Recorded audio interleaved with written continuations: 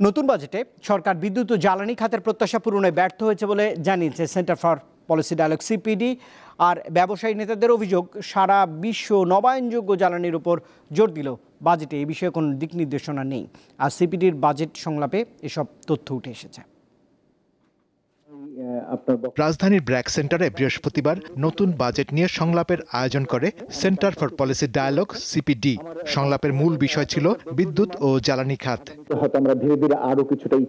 এতে ব্যবসায়ীরা বলেন, দেশের জ্বালানি খাত অনেকটাই খনিজ সম্পদ এবং আমদানি নির্ভর, যা রপ্তানি বাণিজ্যের জন্য হুমকি।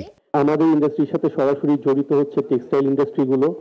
টেক্সটাইল ইন্ডাস্ট্রিগুলোতে ক্যাপটিভ পাওয়ার এবং uninterrupted electricity and other power is very important. গ্যাসে পার মিটার কনজাম্পশন যদি 7.5 টাকা আমার প্রতি মিটার কিউব গ্যাসে আমার ইলেকট্রিসিটি জেনারেশন এই মুহূর্তে খরচ হয়, যিনি আনএফিশিয়েন্ট তার 9 টাকা পড়বেন, আর ওদের থেকে নিচ্ছেন 11 টাকায়, তাহলে উনি বাঁচবেন কিভাবে? আমাদের priority short term, long term কি হতে পারে, কিভাবে করে আমরা ইন্ডাস্ট্রি চালু রাখতে পারবো, কেন এটা হলো না? মূল প্রবন্ধে সিপিডির গবেষক জানান, বাজেটে অন্তর্বর্তীকালীন সরকার নবায়নযোগ্য জ্বালানিকে গুরুত্ব দেয়নি। এগিয়ে যেতে পারতাম যদি আমাদের বাজেট প্রো ফসিল ফুয়েল না হয়ে প্রো রিনিউয়েবল এনার্জি হতো। সংলাপে জ্বালানি বিশেষজ্ঞরা বলেন, বাজেটে বিদ্যুৎ ও জ্বালানি খাতে সরকারের আরও মনোযোগ দেওয়া উচিত ছিল।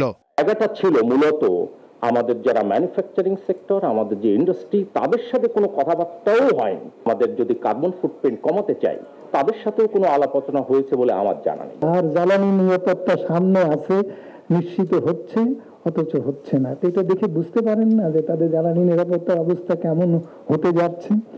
তারা কি বুঝছে না যে বাংলাদেশ ইম্পোর্ট কান্ট্রিতে পরিণত হতে যাচ্ছে বা পরিণত করা হচ্ছে? সংলাপে আরও বলা হয়, বর্তমানে অভ্যন্তরীণ গ্যাস আহরণের চেয়ে এলএনজি আমদানিকে গুরুত্ব দেওয়া হচ্ছে, যা দেশের জ্বালানি খাতে নেতিবাচক প্রভাব ফেলছে। শাহরিয়ার ইমন, দীপ্ত সংবাদ, ঢাকা।